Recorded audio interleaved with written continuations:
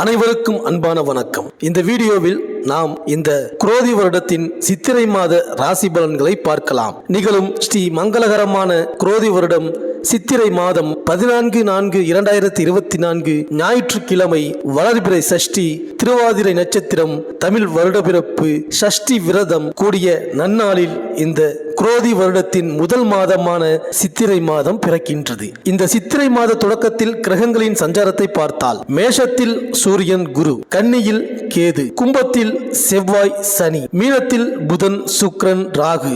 இந்த சித்திரை மாதத்தில் சூரியன் மேஷ ராசியில் பயணம் செய்வதால் மேஷ மாதம் என்று அழைக்கப்படுகின்றது. இந்த மாதத்தில் சூரியன் உச்சகதியில் தன் பயணத்தை தொடங்குவார். அகிலாண்ட கோடி பிரம்மாண்ட நாயகன் சொக்கநாதரும் அகிலாண்ட கோடி பிரம்மாண்ட நாயகி மீனாட்சி அம்மனுக்கும் இந்த மாதத்தில்தான் திருக்கல்யாணம் நடக்கிறது. மேலும் அம்மன் ஆலயங்களில் தேரோட்டங்களும் திருவிழாக்களும் மிக அதிகமாக இந்த மாதத்தில் நடக்கும். மாதந்தோறும் பௌர்ணமி வந்தாலும் சித்திரை மாதத்தில் வரும் பௌர்ணமியை தான் சித்ரா பௌர்ணமி என்று சிறப்பு பெயரிட்டு அழைக்கின்றோம். அந்த நாள் சித்திரை 10ஆம் தேதி, அதாவது 23/4/2024 செவ்வாய்க்கிழமை அன்று வருகின்றது. ராஜ கிரகமான சூரியன் உச்சம் பெற்று திகழும் இந்த மாதத்தில் சந்திரன் முழுமை பெறும் பௌர்ணமியை நாம் கொண்டாடினால் முன்னேற்றத்தின் முதல் படிக்கு செல்லலாம். நித்திரையிலேயே வாழ்க்கையை கழிக்காமல் முத்திரை பதித்து வாழ வேண்டுமானால் சித்திரையில் வரும் பௌர்ணமியை சிறப்பாக கொண்டாட வேண்டும். அது மட்டுமல்லாமல் நாம் செய்யும் பாவ புண்ணியங்களை பதிந்து வைக்கும் சித்ரகுப்தனையும் சிந்தையில் நினைத்து வழிபட்டால் அத்தனை காரியங்களிலும் வெற்றி கிடைக்கும். மேலும் சித்ரா பௌர்ணமி அன்று வீட்டின் பூஜை அறையில் விநாயக பெருமானை வைத்து அருகில் வெள்ளியில் ஏடும் எழுத்தாணியும் வைத்து சித்ரகுப்தன் படியளப்பு என்று அதில் எழுதி வைப்பார்கள். சூரியன் உதிக்கும் கிழக்கு நோக்கி பொங்கல் வைத்து பொங்கல் பொங்கும் வேளையில் சித்ரகுப்தனை சிந்தையில் நினைத்து வழிபட வேண்டும். மேலும் பௌர்ணமி விரதம் இருப்பவர்கள் அந்த விரதத்தை தொடங்க வேண்டிய நாள் சித்ரா பௌர்ணமி தான். விரதத்தை முழுமையாக கடைபிடிப்பவர்கள் இரவில் நிலவை பார்த்து வழிபட்ட பிறகுதான் உணவருந்த வேண்டும். நமது பாவ புண்ணியத்தையும் பதிந்து வைத்து அடுத்த பிறவிக்கு அனுகூலம் தரும் சித்ரகுப்தனை வழிபடுவதால் நம் செல்வ நிலை உயரும். தேவையானவை தேவையான நேரத்தில் நடக்கும். சித்ரகுப்தனுக்கு காஞ்சிபுரத்தில் தனி கோவில் உள்ளது. அருப்புக்கோட்டை அமிர்தலிங்கேஸ்வரர் கோவிலில் சித்ரகுப்தனுக்கு தனி சன்னதி இருக்கின்றது. மேலும் இந்த சித்திரை மாதத்தில்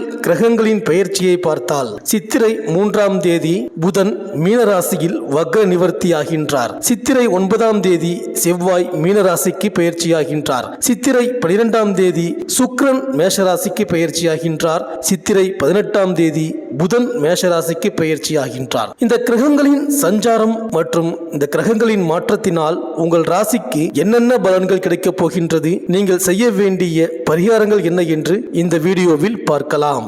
சுக்கிரனை ராசி அதிபதியாக கொண்ட ரிஷபராசி அன்பர்களே, இந்த சித்திரை மாத கிரக நிலைகளை ஆராய்ந்து பார்க்கும் பொழுது இந்த சித்திரை மாதம் அமோகமாக நகரப்போகின்றது. தற்காலம் சஞ்சரித்து வரும் விரய குரு பகவானால் சில தேக்கம், தடை, அனாவசிய தொந்தரவு, பொருளாதார விரயம் என்றபடி நகர்ந்தாலும் 11இல் அமர்ந்திருக்கின்ற ராகு பகவானால் எல்லா பிரச்சனைகளையும் சமாளித்து வருகின்றீர்கள். இந்த மாதத்தை பொறுத்தவரை 12இல் உச்சமாக அமர்ந்திருக்கின்ற சூரிய பகவான் அனைத்து நன்மைகளையுமே நடத்தி முடிப்பார். திட்டமிட்டபடி உங்களுக்கு வெற்றி ஏற்படும். அனாவசிய தொந்தரவுகள் ஏதும் இல்லை. நீங்கள் ஈடுபடுகின்ற காரியங்கள் முழுதாக நிறைவேறும். குறுக்கீடு ஏற்படாது. குடும்ப ஒற்றுமை அதிகரிக்கும். வாழ்க்கை துணையால் நல்ல ஆலோசனைகள் கிடைக்கும். தேவைப்படுகின்ற நேரத்தில் உபரியாக பொருளாதார வரவு ஏற்பட்டு அனைத்தையும் சாதித்துக் கொள்வீர்கள். அத்தியாவசிய கடமை நிறைவேறுவதில் எந்த சிக்கலும் இல்லை. ஆரோக்கிய ரீதியாக விரயம், சங்கடம் ஏற்படாது. 2வது வாரம் முழுவதும் பயணங்கள் இருக்கின்றது. உறவுகளுடன் பரஸ்பர அந்யோன்யம் அதிகரிக்கும். அவர்களால் எதிர்பார்த்து இருக்கின்ற உதவிகளும் கிடைக்கும்.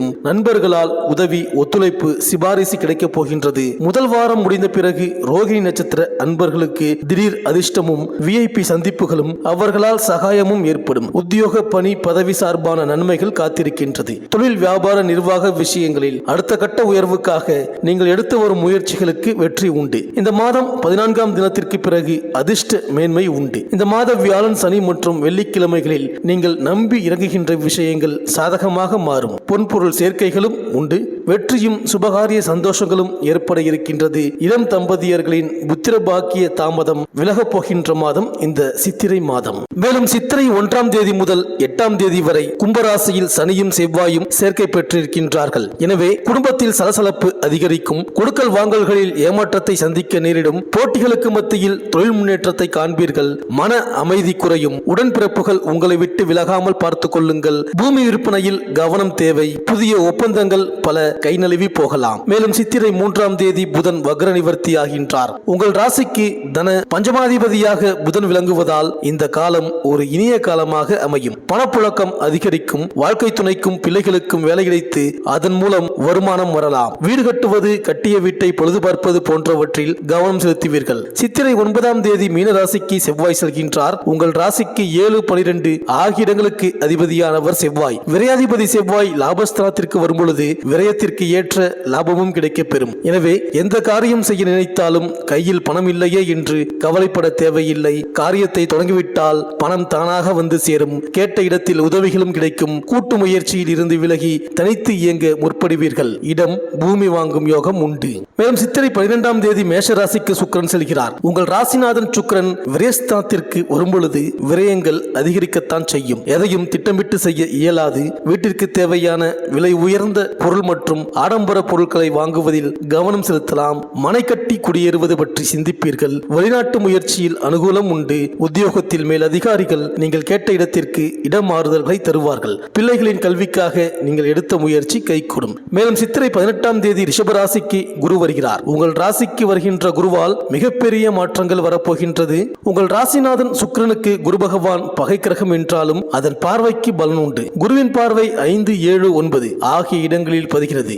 அந்த இடங்கள் எல்லாம் புனிதமடைகின்றது. பிள்ளைகளின் திருமண வாய்ப்புகள் கைகூடும். தொழிலில் வருமானம் உண்டு. தொல்லை தந்த எதிரிகளின் பலம் குறையும். இடமாற்றம் இனிமை தரும் விதத்தில் அமையும். கடன் சுமை குறைய வழிபிறக்கும். பாக பிரிவினை நல்லபடியாக முடியும். பெற்றோரின் ஆதரவு உண்டு.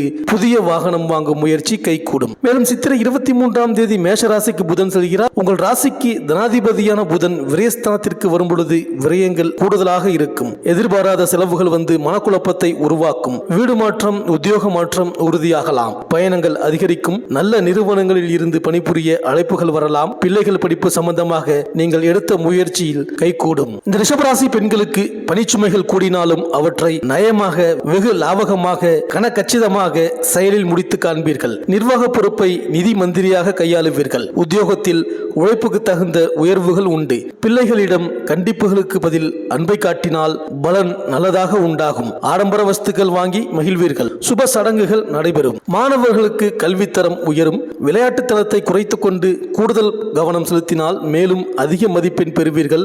நண்பர்களுடன் வார்த்தைகளில் ஏளனத்தை காட்டுவது நட்புக்கு உகந்ததாக இருக்காது. அரசியல்வாதிகளுக்கு நீங்கள் நினைத்தது நடைபெறும்.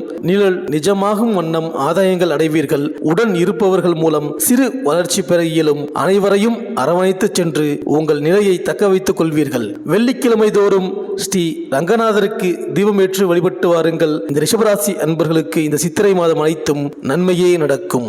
இந்த வீடியோ உங்களுக்கு பிடிச்சிருந்தா லைக் பண்ணுங்கள். உங்கள் ஃப்ரெண்ட்ஸ்களுக்கு ஷேர் பண்ணுங்கள். நம்ம சேனலை தொடர்ந்து பார்க்க மறக்காமல் சப்ஸ்கிரைப் பண்ணுங்கள். பக்கத்தில் இருக்கிற பெல் ஐக்கானை கிளிக் பண்ணிக்கிங்க.